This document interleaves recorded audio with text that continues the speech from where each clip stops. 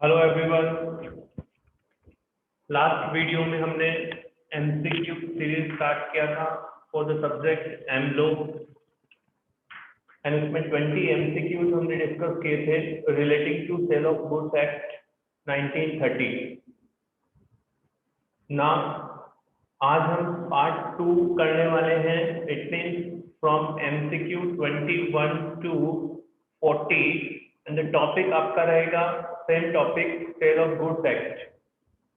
तो इस तरीके से हम सारे टॉपिक्स को कवर करेंगे। सेम 6 में जितने भी टॉपिक्स हैं उन सबको कवर करेंगे और एक सीरीज टाइप में मैंने आपके लिए ये बनाया है।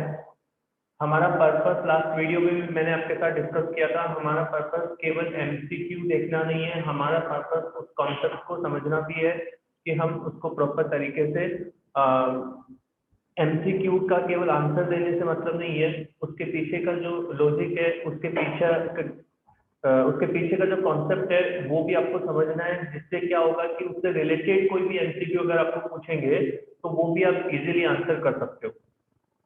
तो चलिए स्टार्ट करते हैं विद एमसीक्यू 21।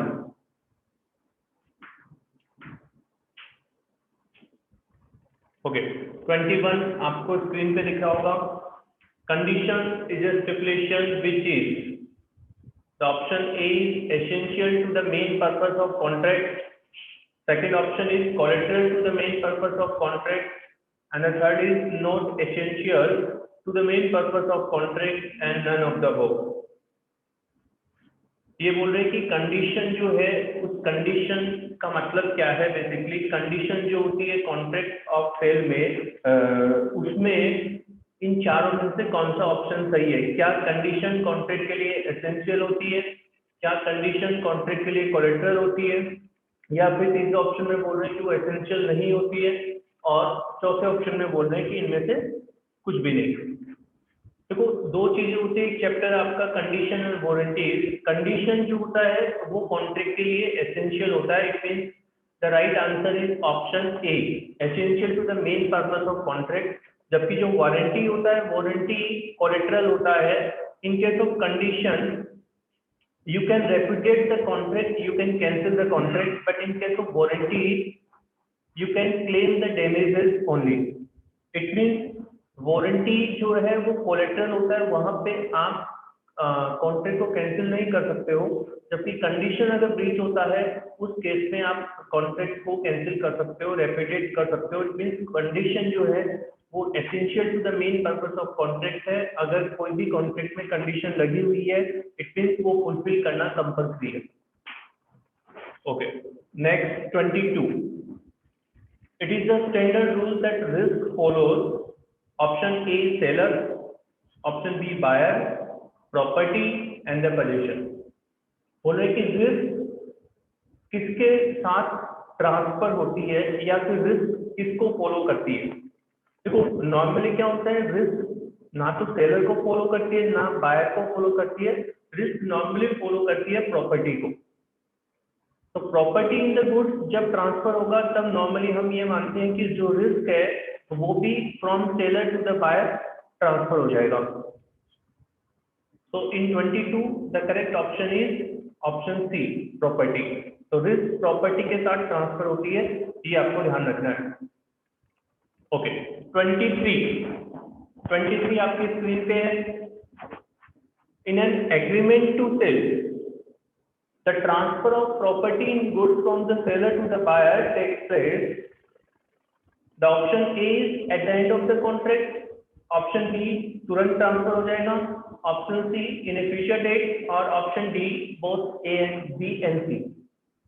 दो चीजें होती है सेल ऑफ गुड्स एक्ट में, एक होता है सेल और एक होता है एग्रीमेंट टू सेल।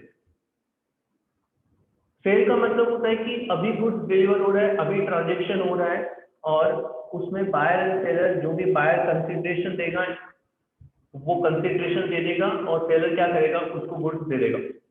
लेकिन एग्रीमेंट टू सेल होता है, उसमें जो कॉन्ट्रैक्ट किया जाता है वो कॉन्ट्रैक्ट आज किया जाता है लेकिन गुड्स डिलीवर होगा फ्यूचर में और प्राइस भी फ्यूचर में पे की जाएगी। सिर्फ वो एक तरीके से आप ऐसा बोल सकते हो अभी एग्रीमेंट हुआ है और उस गुड्स का उस कॉन्ट्रैक्ट का जो परफॉर्मेंस है वो परफॉर्मेंस फ्यूचर में होने वाला है।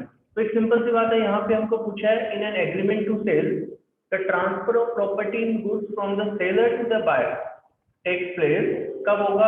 Eight a future date. जब भी इस कॉन्ट्रैक्ट आज हमने कर लिया और अगर गुड्स डिलीवर होने वाले हैं फ्यूचर में, it means it is an agreement to sale. So the correct option is option number C. Okay, next 24 आपकी स्क्रीन पे। The goods must be goods for transferring the property in the goods.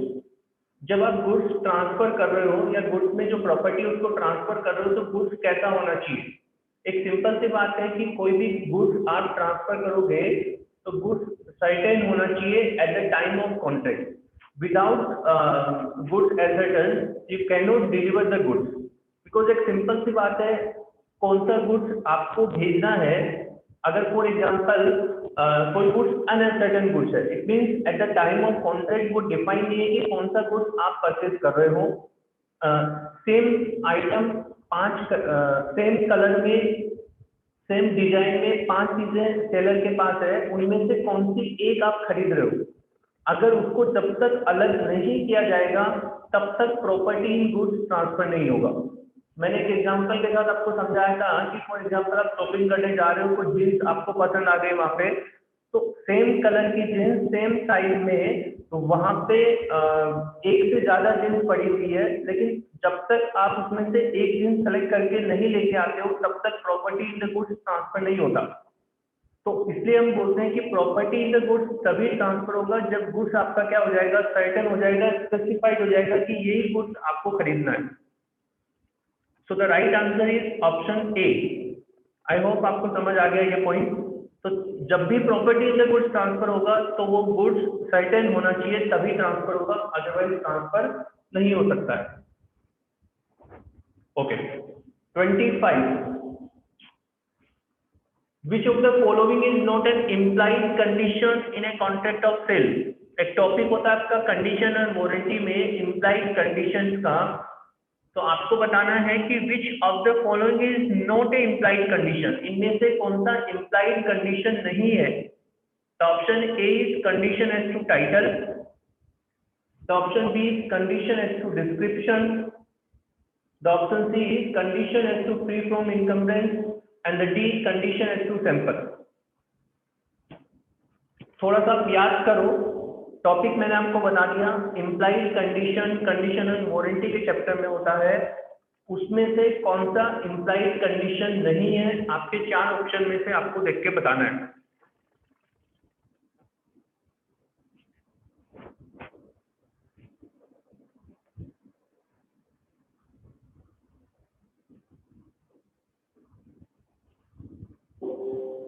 Okay, मैं explain कर देता हूँ।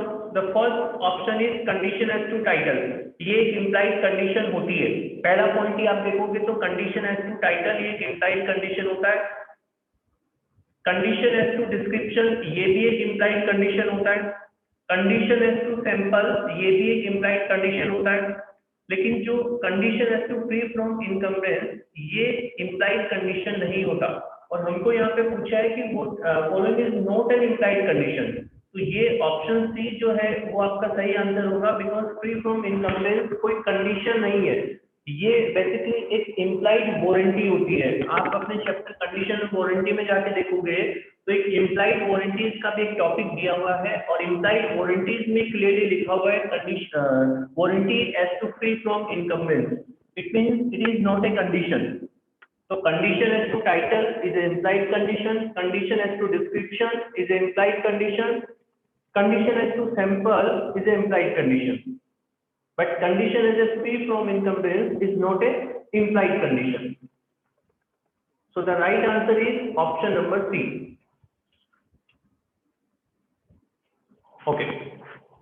Next 26.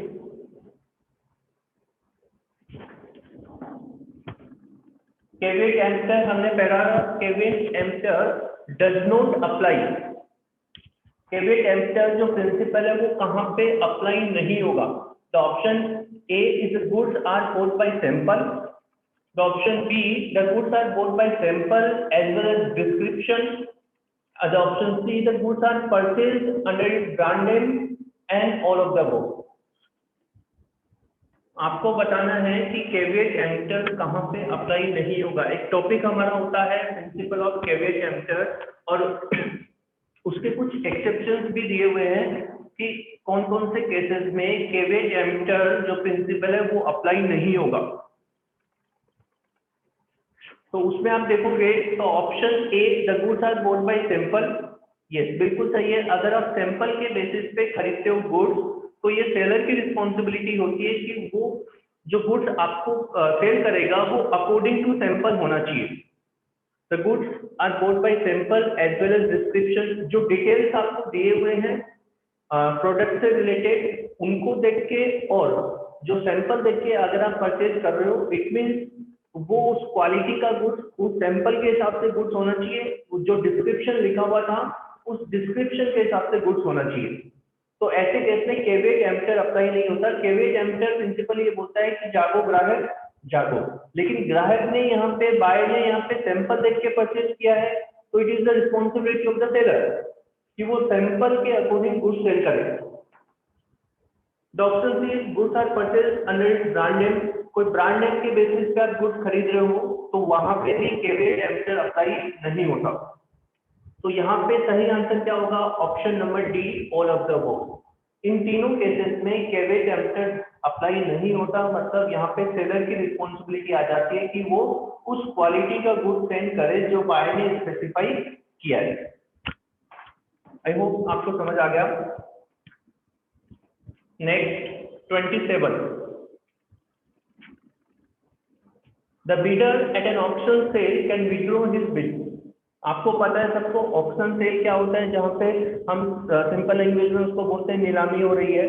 तो नीलामी के case में ऑक्शन जब हो रहा है तब एक बिड आपने लगाया, बिड का मतलब आपने बोली लगाई, तो क्या वो बोली लगाने के बाद आप विड्रॉ कर सकते हो? इट मीन्स वो बोली लगाने के बाद क्या आप उस बोली को वापस ले सकते हो या नहीं ले सकते हो, ये आपको बताना है। और इसमें ऑप्शन लिखा हुआ है आपके पास, अगर ले सकते हो तो कब ले सकते हो।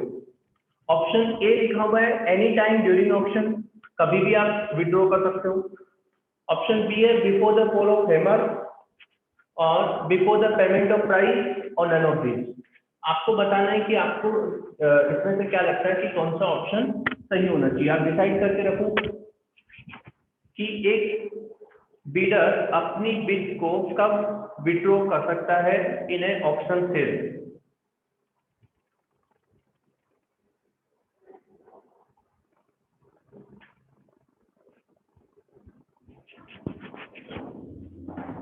ओके, आई होप आप सब लोगों ने डिसाइड कर लिया होगा। सही ऑप्शन क्या है वो मैं बता देता हूँ, ऑप्शन नंबर बी। देखो एक सिंपल सी बात है, जब भी ऑक्शन सेल होता है तो ऑक्शन सेल में जो ट्रांजेक्शन जितने भी सेल का कॉन्ट्रैक्ट कब होगा, जब वो हैमर प्रेस किया जाएगा तभी सेल का कॉन्ट्रैक्ट माना जाएगा। अदरवाइज जब तक वो हैमर प्रेस नहीं होता तब तक कोई भी सेल का कॉन्ट्रैक्ट नहीं बनता है।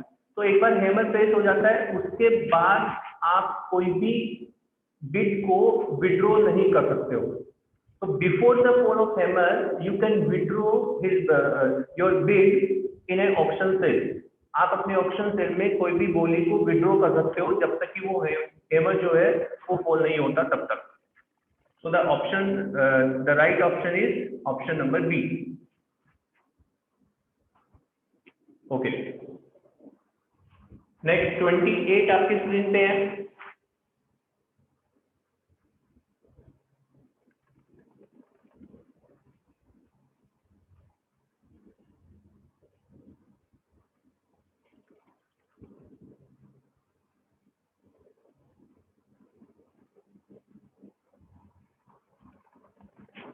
The unpaid seller has a right of stoppage of goods in transit only where the buyer, the option A, is become insolvent, the option B, refuse to pay the price and act prudently, and all of these. एक unpaid seller अपने आपको पता होगा unpaid seller के पास एक right होता है stoppage goods in transit. It means वो गुड्स को ट्रांजिट में स्टॉक करवा सकता है, लेकिन कब करवा सकता है वो आपको यहाँ पे पूछा हुआ है। तो दो दो तरीके के राइट हम नॉर्मली पढ़ते हैं जो मेन राइट होते हैं अनपेड सेलर के। एक होता है राइट ऑफ क्लेम और एक होता है right of stoppage in goods in transit. Stoppage in goods in transit तभी अप्लाई होगा जब बायर क्या हो गया है, इंसॉल्वेंट हो गया है। तो फॉर एग्जांपल सेलर ने यहाँ से गुड्स सप्लाई कर दिया और गुड्स अभी ट्रांसपोर्टेशन में है, ट्रांजिट में है, और उसको बाद में पता चलता है कि बायर इंसॉल्वेंट हो गया और बायर ने अभी उस गुड्स का पैसा नहीं दिया है। तो एक सिंपल सी बात है कि सेलर क्या कर सकता है, सेलर उस गुड्स को ट्रांजिट में रुकवा सकता है, ट्रांजिट में स्टॉक करवा सकता है। इट मींस वो गुड्स बायर के पास नहीं जाएगा। तो ऐसा तभी हो सकता है, वो उस ये राइट तभी यूज कर सकता है जब बायर क्या हो गया हो, इंसॉल्वेंट हो गया हो। सर अगर बायर ने पैसा दे दिया, फुल पेमेंट कर दिया और उसके बाद बायर इंसॉल्वेंट हो गया, तो तब भी क्या unpaid seller right of stoppage of goods in transit apply करेगा? द आंसर इज नो, क्योंकि यहाँ पे आप देखोगे तो बायर इंसॉल्वेंट तो हो गया है, लेकिन उसको सेलर से लेना देना नहीं है। मतलब सेलर को बायर से अब लेना देना नहीं है, क्योंकि सेलर को अपना पैसा मिल गया। तो अगर पैसा नहीं मिलता, पैसा नहीं मिलने से पहले अगर वो इंसॉल्वेंट हो जाता है, देन हम उसको क्या बोलते हैं कि unpaid seller can use the right of stoppage of goods in transit. So the right answer is option number A. Okay, 29। Voluntary transfer of possession by one person to another is popularly known as, the option A is transfer, option B is possession, option C is delivery and none of the above। ये हमने already discuss किया था, जो part number 1 था हमारा उसमें हमने discuss किया था।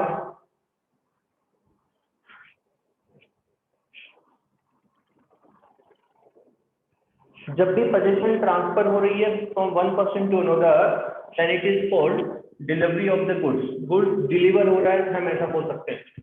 सो the correct option is option number C. Okay, next. Acceptance of delivery of goods is deemed to be take place when the buyer intimates to the seller that he had accepted the goods। हमने कोई goods भेजा है buyer को, तो उससे जो delivery होगा उसको कब हम ये माना जाएंगे कि बायर ने गुड्स की डिलीवरी ले ली। तो उसमें फर्स्ट ऑप्शन है कि intimate to the seller that he had accepted the goods. वो इंटीमेट कर गई सेलर को कि भाई मैंने गुड्स को एक्सेप्ट कर लिया है, मैंने गुड्स को रख लिया है। सेकेंड ऑप्शन है does any act to the goods which is inconsistent with the ownership of the seller. मतलब वो कुछ ऐसा एक्ट करता है जिससे ऐसा लगता है कि वो गुड्स उसी का है। इट मींस उन्होंने ऐसा लिखा हुआ है कि विच is inconsistent with the ownership of the seller. It means वो ये कुछ ऐसा एक्ट कर रहा है, कुछ ऐसा काम कर रहा है जिससे ये नजर आता है कि सेलर जो है वो उसका ओनर नहीं है। मतलब आप ऐसा समझ सकते हो कि वो कुछ ऐसा काम कर रहा है उस गुड्स के साथ जिससे ये नजर आ रहा है कि वो गुड्स का मालिक कौन है, वही है। मतलब ऐसा कोई भी अगर वो एक्ट कर रहा है तो। और पॉइंट नंबर 3 है the reject and retain the goods after the lapse of a reasonable time without intimating the seller.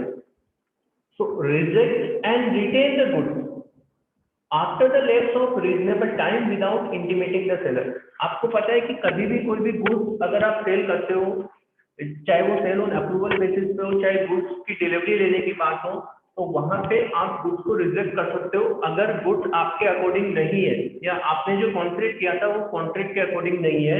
But वो आप रिजेक्ट तभी कर सकते हो, या फिर आप ऐसा बोल सकते हो कि वो गुड्स आप रिजेक्ट कर सकते हो with in a reasonable time. ऐसा नहीं है कि 2 महीने बाद आप बोलोगे कि भाई मैं गुड्स रिजेक्ट करना चाहता हूं, तो वो नहीं होगा। तो अगर बायर जो है वो रिजेक्ट या retain the goods after the lapse of a reasonable time without intimating the seller, तो after the lapse of reasonable time वो कुछ भी कर रहे हो, हमको उससे मतलब नहीं है। हम क्या मानेंगे कि गुड्स डिलीवर हो गया है बायर को।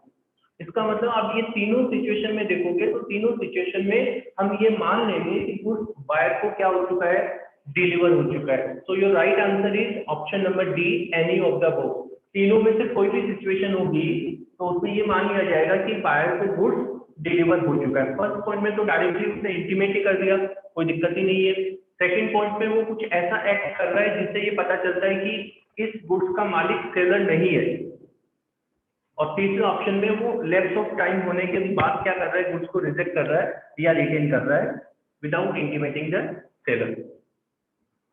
तो तीनों केस में ही हम क्या मान लेंगे कि गुड्स डिलीवर हो गया है बायर को। So your right answer is option number D, any of the above. Okay, 31,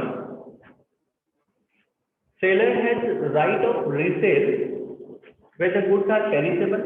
perishable means जो जल्दी खराब होने वाले गुड्स हैं, तो सेलर क्या कर सकता है, उनको रीसेल कर सकता है। Seller has reserve such right. जब कॉन्ट्रैक्ट हुआ था सेलर और बायर के बीच में, तभी सेलर ने ये राइट अपने पास रख लिया था रीसेल का, कि अगर कुछ भी सर्कमस्टांसेस ऐसा होता है तो सेलर के पास ये राइट है कि वो गुड्स को क्या कर सकता है, रीसेल कर सकता है। और सेलर ने क्या किया, बायर को नोटिस दे दिया कि भाई अगर आप यहाँ से गुड्स नहीं लेके जाओगे तो मैं क्या करूंगा, इस गुड्स को रीसेल कर दूंगा। तो ये तीनों सिचुएशन में क्या हो सकता है, सेलर के पास राइट होता है रीसेल करने का। इट मीन्स उस गुड्स को सेलर रीसेल कर सकता है। सो the correct option is option number D, all of these. सारे पॉइंट्स मतलब तीनों पॉइंट्स में सेलर के पास राइट रहेगा, राइट ऑफ रीसेल। ओके, 32,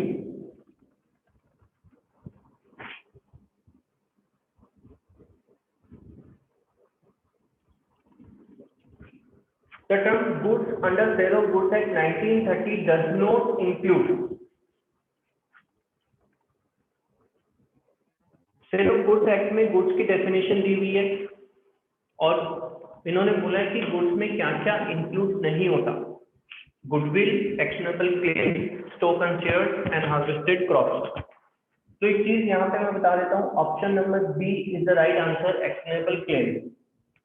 हमने गुड्स की डेफिनेशन पढ़ी थी, उसमें ये था कि मनी एंड एक्शनेबल क्लेम्स को हम कंसिडर नहीं करते। एक्शनेबल क्लेम का मतलब होता है कि लाइक डेटर्स हो गया आपका, क्रेडिटर्स हो गए, मतलब जिनके आप पैसा मांग रहे हो या किसी को पैसा देना है, मतलब कोई क्लेम पेंडिंग है तो वो एक्शनेबल क्लेम है और जिस पे आप एक्शन ले सकते हो, मतलब जो लीगल क्लेम्स हो गए बेसिकली वो आपके एक्शनेबल क्लेम्स होते हैं और वो गुड्स में कवर नहीं होते। तो वही उन्होंने पूछा था कि गुड्स में कौन सी चीज कवर नहीं होगी according to the sale of goods act 1930। So the right answer is option number B, actionable claim. Okay, 33. If A agreed to deliver 100 kg of sugar to B in exchange of 15 meters of cloth, then it is। यहाँ पे आप देखोगे तो exchange हो रहा है, एक goods के बदले में दूसरा गुड्स आप एक्सचेंज कर रहे हो। तो ये एक सिंपल सी चीज है, जहां पे गुड्स का एक्सचेंज होता है तो उसको हम क्या बोलते हैं, बार्टर सिस्टम। बार्टर सिस्टम में क्या होता है कि एक गुड्स के बदले में आप दूसरा गुड्स एक्सचेंज कर रहे हो। कॉन्ट्रैक्ट ऑफ सेल में क्या होता है, कॉन्ट्रैक्ट ऑफ सेल में प्राइस होती है। अगर आप 100 kg ऑफ शुगर सेल करोगे तो उसके बदले में आपको पैसा मिलेगा, जबकि बार्टर सिस्टम में क्या होता है कि कोई दूसरी चीज आपको मिलेगी। सो the right option is option number D. Okay, 34, which one of the following is are the document of the title to goods। देखो टाइटल टू गुड्स के कुछ डॉक्यूमेंट्स होते हैं, इसका मतलब क्या होता है, इसका मतलब होता है कि वो डॉक्यूमेंट को लेके आप उस गुड्स को अपनी पोजीशन में ले सकते हो, उस गुड्स को अपने पास ले सकते हो। फॉर एग्जांपल अगर कोई रेलवे से ट्रांसपोर्टेशन हो रहा है या फिर हम ऐसा बोल सकते हैं बाय रोड ट्रांसपोर्टेशन हो रहा है, तो वहां पे एक रेलवे रिसिप्ट या फिर एक ट्रांसपोर्टेशन रिसिप्ट आपको दी जाती है और वो ट्रांसपोर्टेशन रिसिप्ट के बेसिस पे आप गुड्स को ट्रांसपोर्ट वाले से ले सकते हो। मतलब उस रिसिप्ट के बेसिस पे ट्रांसपोर्ट वाला गुड्स आपको डिलीवर कर देगा। तो यहाँ पे हमको पूछा है which one of the following is the document of the title to goods. Railway receipt, the answer is yes. Dock warrant, yes. Warehouse keeper certificate, yes. ये तीनों ही क्या होता है, ये document of title to goods होते हैं। इसका मतलब यहाँ पे करेक्ट ऑप्शन क्या होगा, option D. All of the वो तीनों ही क्या है, एक डॉक्यूमेंट है इन डॉक्यूमेंट के बेसिस पे आप गुड्स को अपनी पोजीशन में ले सकते हो from the transportation. Okay 35 important है, ध्यान से देखना।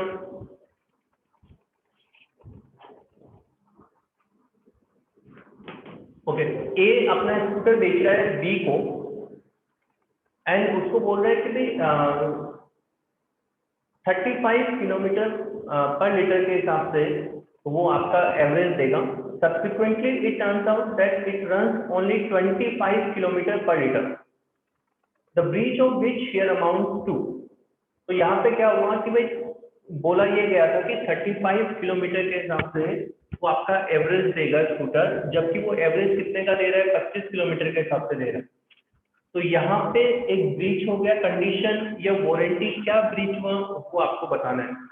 फर्स्ट ऑप्शन में उन्होंने बोला है ब्रीच ऑफ कंडीशन, सेकंड में बोला है breach of warranty, the option 3 is breach of contract and none of the above.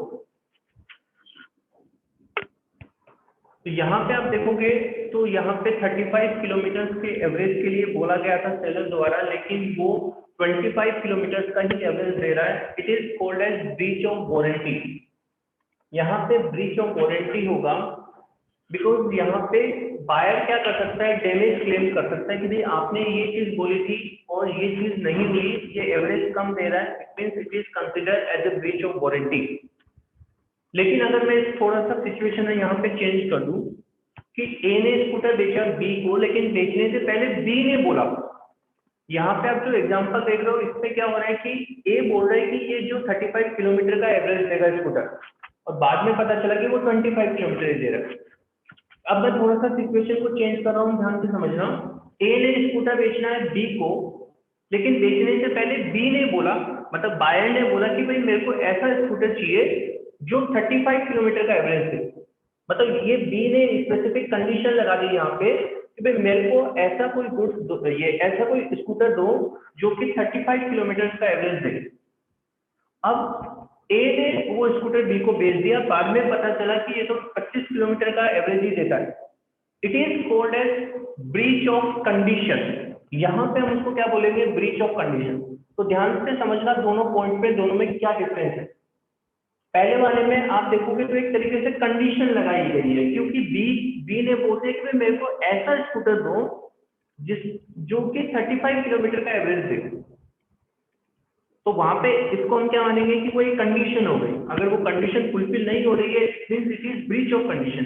और यहाँ पे क्या हुआ, यहाँ पे बी का कोई स्पेसिफिक कंडीशन नहीं था। ए ने खुद से ही बोला कि भाई ये 35 किलोमीटर का एवरेज देता है, जबकि वो एक्चुअल में 25 किलोमीटर का एवरेज दे रहा है। It is considered as a breach of warranty.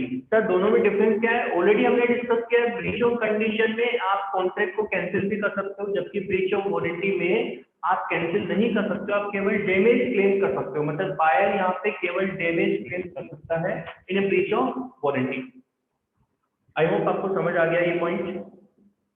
Okay 36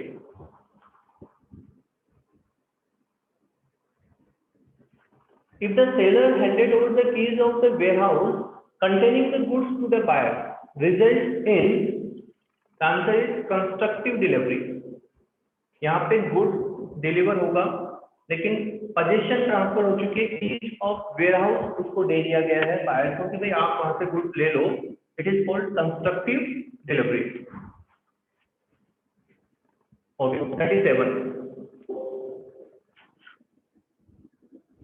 37 I think हमने ऑलरेडी डिस्कस कर लिया, ये रिपीट हो गया केवे टेम्परेचर वाला। Caveat emptor does not apply in तीनों सिचुएशन में, केवे टेम्परेचर अप्लाई नहीं होगा। It means your answer is D, ये हमने ऑलरेडी डिस्कस कर लिया। Okay 38 in case of sale on approval the ownership is transferred to the buyer when in case of sale on approval. Sale on approval का मतलब होता है कि आपने गुड्स बेचा है on approval basis. It means अगर बायर को पसंद आएगा तो वो रखेगा, नहीं तो वो क्या कर सकता है, गुड्स को रिजेक्ट कर सकता है। तो उन्होंने पूछा है कि in case of sale on approval the ownership is transferred to the buyer when. Ownership कब ट्रांसफर होगी बायर को? The option A is when he accept the goods, The option B, when he adopts the transaction. Option C, fails to return the goods. Fails to return the goods and in all the above cases. तो आपका सही answer क्या होगा? The option D. Why sir?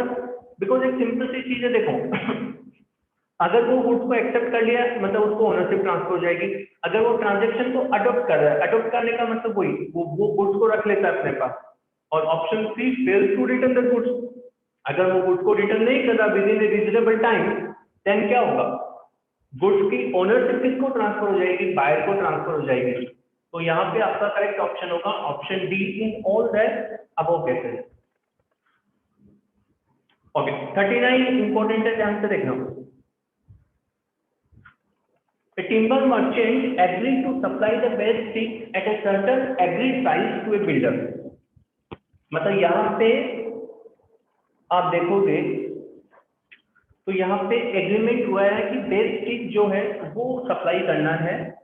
Later the merchant supplied timber which was identified as ordinary class. Ordinary class का मतलब होता है normal, मतलब उसने नॉर्मल क्लास ऑफ टिम्बर उसको दे दिया। And demanded the payment from the builder. Which of the following statement is true? उसने मंगाया था बेस्ट और उसने दे दिया नॉर्मल। तो अब क्या होगा? The option A, builder can reject the goods and can claim damage. Option B, builder has to accept the goods. Option C, builder has to pay the price by taking delivery of cheap goods, and the timber merchant cannot plead the doctrine of caveat emptor. Okay, देखो यहाँ पे क्या होगा? Option A, builder can reject the goods and can claim damage, क्योंकि जिस basis पे, जिस sample पे उसने मंगाया था गुड्स, जिस तरीके का गुड्स उसने मंगाया था वो गुड्स वैसा नहीं था, वो नॉर्मल क्लास का टिम्बर उसने सप्लाई कर दिया, तो उस गुड्स को बिल्डर क्या कर सकता है? रिजेक्ट कर सकता है और डैमेज क्लेम कर सकता है। तो ये चीज आपको ध्यान रखनी है। तो option A is the right answer. Okay, last 40, goods dependent upon certain events which may or may not happen. It means goods किस पे डिपेंड हो रहा है? आपका कुछ फ्यूचर सर्टेन इवेंट पे डिपेंड है, जो हो भी सकता है और नहीं भी हो सकता। उसको हम क्या बोलेंगे? तो द राइट आंसर इज, उसको हम बोलते हैं कंटिंजेंट गुड्स, जो कि किसी फ्यूचर इवेंट पे डिपेंड करता है। अगर वो इवेंट होगा तो वो गुड्स होगा, वो इवेंट नहीं होगा तो वो गुड्स नहीं होगा। It means it is consider as contingent goods, it is not a future goods. Future goods का मतलब वो होगा ही, 100% फ्यूचर में होगा। कंटिंजेंट का मतलब फ्यूचर में हो भी सकता है और नहीं भी हो सकता, depending on a certain event. So it is called contingent goods. तो ये आपका ऑप्शन सी यहाँ पे सही है। ओके, तो टोटल ये MCQ 1 to 20 हमने पार्ट 1 में डिस्कस किया था। MCQ 21 to 40 हमने ये पार्ट 2 में डिस्कस किया है। सेल ऑफ गुड्स हमारा चल रहा है। सेल ऑफ गुड्स का लगभग हम 1 या 2 पार्ट और लेंगे, जिसमें 20 to 25 MCQs हम और डिस्कस करेंगे आगे के वीडियोज में। तो ओवरऑल जितने भी आपके चैप्टर्स हैं सेल ऑफ गुड्स के, सारे चैप्टर्स को कंसिडर करके मैं ये MCQs बना रहा हूँ। एंड आई होप आप सबको समझ आ रहा है और ये चीजें आपको याद रखनी है। मैंने आपको पहले भी बोला है कि इससे रिलेटेड कोई भी MCQ होगा वो भी आपको याद होना चाहिए साथ साथ में, बिकॉज हम यहाँ पे केवल MCQ डिस्कस नहीं कर रहे हैं, हम कॉन्सेप्ट भी समझ रहे हैं कि उसके पीछे का रीजन क्या है। तो उस रीजन के साथ साथ क्या होगा कि कुछ 1-2 पॉइंट्स आपको और यहाँ पे क्लियर हो जाएंगे, तो उससे आपको कुछ अलग MCQs होंगे तो उसमें भी आपको बेनिफिट मिलेगा। ओके, आई होप सबको समझ आ गया होगा। ये वीडियो में इतना ही करेंगे। Thank you so much everyone.